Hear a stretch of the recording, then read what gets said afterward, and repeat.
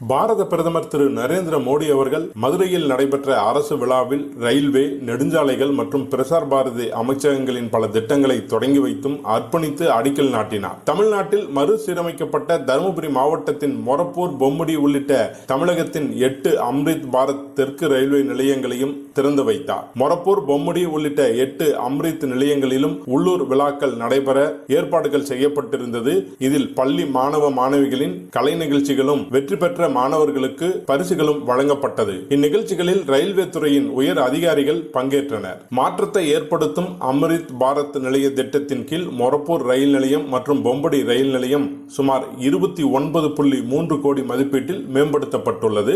இந்த ரயில் நிலையங்களில் மேம்படுத்தப்பட்ட நிலைய கட்டிடங்கள், மேம்படுத்தப்பட்ட சுற்றுப்புற பகுதிகள், மேம்படுத்தப்பட்ட நடைமேடைகள், தங்கும் இடங்கள், விசாலமான காத்திருப்பு அரங்குகள், மேம்படுத்தப்பட்ட சுகாதார வசதிகள், லிப்ட் வசதி, நடை மேம்பாலம், சிறந்த பார்க்கிங் ஆகியவை ஏற்படுத்தப்பட்டுள்ளது.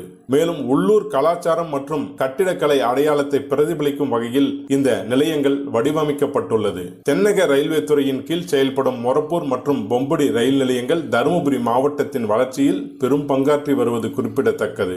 சென்னை, காட்பாடி, ஜோலார்பேட்டை மற்றும் கர்நாடகம், ஆந்திரம் போன்ற மாநிலங்களுக்கும், சேலம், ஈரோடு, கோவை, திருவனந்தபுரம், மங்களூர், கொச்சி உள்ளிட்ட பகுதிகளுக்கும் நாள்தோறும் ஆயிரக்கணக்கான பயணிகள் இந்த நிலையங்கள் மூலம் பயணிக்கின்றனர்.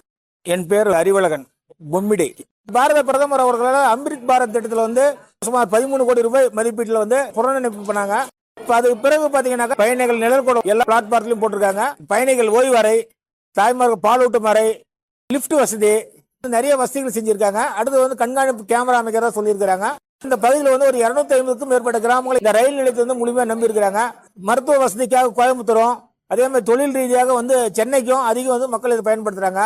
தருமபுரி மாவட்டம் பாப்பாரப்பட்டி வேளாண் அறிவியல் நிலையத்தில் வேளாண்மை விற்பனை மற்றும் வேளாண் வணிகத்துறையின் சார்பில் சிறுதானியங்கள் இயக்கம் திட்டத்தின் கீழ் மாவட்ட அளவிலான விவசாயிகள் மற்றும் தொழில் முனைவோருக்கு சிறுதானியங்கள் மதிப்பு கூட்டுதல் மற்றும் சந்தைப்படுத்துதல் குறித்த பணிமனை அண்மையில் நடைபெற்றது. இந்த பணிமனையில் மாவட்ட ஆட்சித்தலைவர் திரு ரே. சதீஷ் பங்கேற்று தலைமை உரை ஆற்றினார்.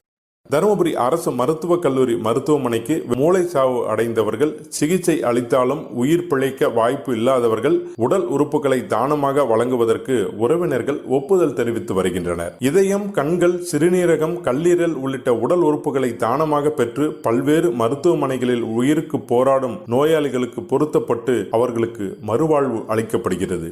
2024ஆம் ஆண்டு 13 பேரும், 2025ஆம் ஆண்டு 11 பேரும், தற்போது வரை இந்த ஆண்டு 7 பேரும் என மொத்தம் 39 பேர் தருமபுரி அரசு மருத்துவக் கல்லூரி மருத்துவமனையில் உடல் உறுப்புகளை தானமாக கொடுத்துள்ளனர். இது குறித்து தருமபுரி அரசு மருத்துவக் கல்லூரி முதல்வர் மருத்துவர் மனோகர் தெரிவிக்கும் போது, தருமபுரி மருத்துவக் கல்லூரி மருத்துவமனை 2022லேருந்து 2026 வரைக்கும் நான் டிரான்ஸ்பிளான்ட் ஆர்கன் ரிட்ரீவல் ஹாஸ்பிட்டல்ஸ்ல தொடர்ந்து 3 தடவை தமிழ்நாட்டிலேயே முதல் இடம் பிடிச்சிட்டு இருக்கோம். இதுக்கு முக்கியமான காரணங்கிறது நம்மளோட தருமபுரி மக்களும் தருமபுரியை சுற்றி இருக்கிற மக்களுக்கும் இருக்கிற புரிதலும் மக்களோட நேச்சுரலா உள்ள ஒரு குறைவெல்லலும் தான். மூளை சாவு அடைந்த பிறகு கூட அவங்க ஒரு தைரியமான முடிவையும் தொலைநோக்கு உள்ள பார்வையும், அது மட்டும் இல்லாம தியாக உள்ளத்தோட அவங்களோட சொந்தக்காரங்களோட உடல் உறுப்புகளை தானம் செய்யறாங்க. இது பெரிய மகத்தான செயல்.